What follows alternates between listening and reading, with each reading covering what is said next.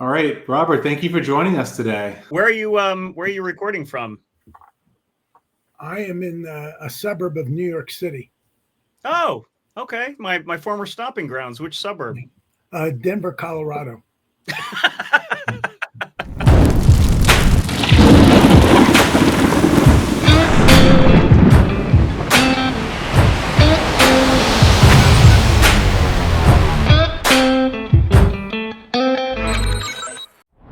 Welcome to Disaster Diaries. I'm Evan Farmer.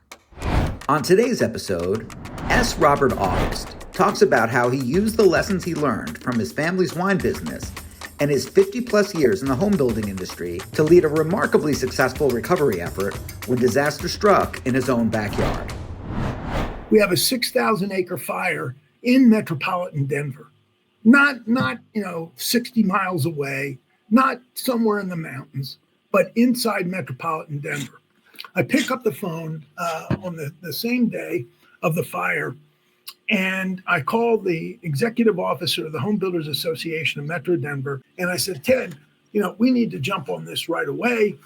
And as a member, I'm willing to put together this disaster relief program. We went out and immediately raised millions and millions of dollars of material and labor.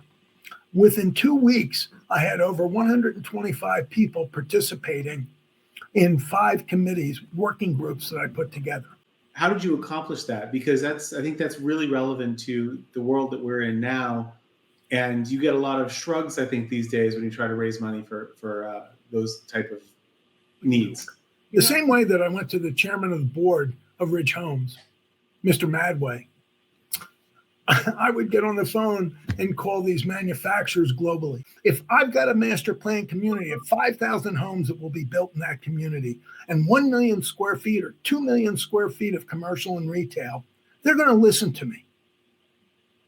So what I did is I opened the door for these manufacturers and distributors to have the opportunity to give us their best pricing. Was there a charity pitch for that too, like a do-good type of pitch? No, 100% went directly to the builder and the consumer. So in most instances, we train the builder from a competitive standpoint to take these discounts that I was creating for them and lower their prices. What's the magic sauce then? If we can, I want to dig a little farther into that. The magic sauce is S. Robert August. I mean, without being cute. I've got to tell you, Andy, this dealing with disaster. You need leadership. You need strong, powerful individuals who have been through the stuff and know how to turn it around on a dime and move it forward. It sounds like you're advocating for get it done leadership.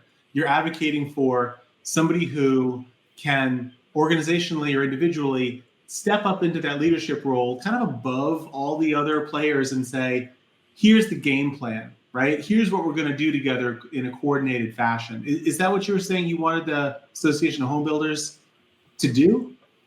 We did it for the association. We put together 5 working groups. And from those working groups, it was like running a business. It wasn't like running a nonprofit. What do you do with the price gouging? So this is something that happens again and again after a storm. There's the price gouging on materials, price gouging on labor. How do you navigate that after a disaster? We raised millions and millions of dollars of discounts. And frankly, whether you were a builder who was a member of the association or not, we did not discriminate. And as a direct result, these people were able to engage and save literally. On a given home, if they used all of the discounts that we had available for them, they would save well over $100,000 in rebuilding their home. When you go through a disaster like this, you lose power, right? You feel helpless, and yet you're in this project management role all of a sudden where you have to figure out how to rebuild your life. But you gave them the power, the knowledge of the products, and then they can go to their contractors. So where does the contractor fit in that model? There are some people, consumers, who believe that they're going to rebuild the home themselves and not pay a fee to a builder. So, they think that this is an easy situation. And, I could go off into a tangent and say it's in most instances, it's a very stupid direction because the average home in the United States of America has over 300,000 individual parts. What do you think of when you open up the newspaper and see a new disaster or read it online? And what are you anticipating? Like, okay, I hope they do this well, and I hope that they avoid these challenges. I wake up and I say, these folks need Build SOS immediately. And shameless pandering. That's great. Well, I mean, at the end of the day, they need to. I mean, first of all, you've got to look at the United States differently with this administration. And I don't want to get involved with red, blue, blah, blah, blah. I want to get involved with humanity. The states and the local jurisdictions are at a loss. There's an opportunity for Build SOS nationwide right now. And why? Because the federal government walked away. They're not even paying their bills to subcontractors after 90 days. You can't find anybody to build housing. The labor has disappeared. And you have high insurance rates. You have supply chain, all of these tariffs that are being imposed.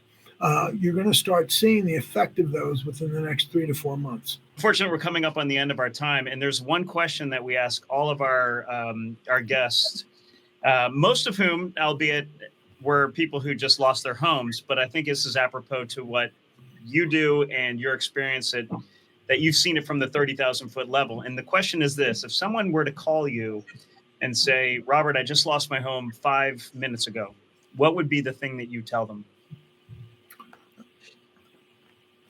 The first thing I would tell them is to sit down, reflect, and write down every question that they have about what they're experiencing immediately. And then I would ask them to contact a local nonprofit that was socially oriented, Catholic Charities, Jewish Family Services, in our backyard. And there's so many more.